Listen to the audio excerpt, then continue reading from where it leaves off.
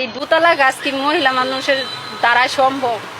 আমার দ্বারাই সম্ভব না, আমি পারতেছি না। আমার শরীরটার সাথে আমার এই বাসটা যায় না। আমার জন্য আর একটু ছোট বাস ইজি, যেমন একটু ভালো হইলে ভালো হইতো। আর মেয়েদেরকে কোন উদ্দেশ্যে সরকার গাড়ি দিল এটা আমার মাথায় খেলে না। 100% অ্যাক্সিডেন্ট করবো ওরা।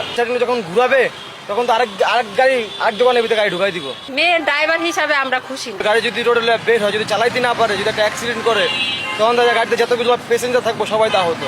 অনেক চ্যালেঞ্জের কোনো শেষ নাই।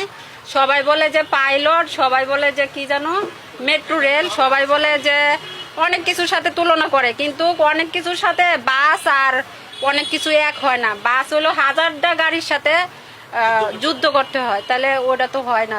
পাইলটেই, বিমান বাহিনী।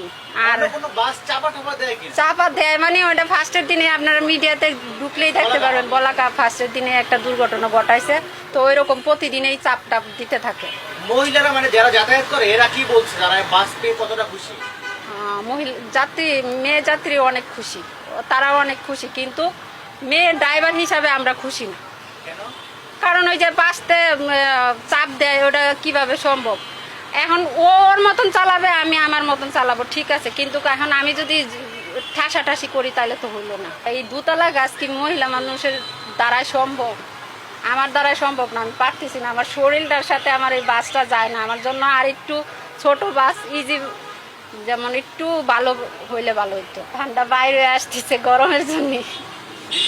ফ্যান দেয়নি আপনাদেরকে? এই যে ফ্যান আছে।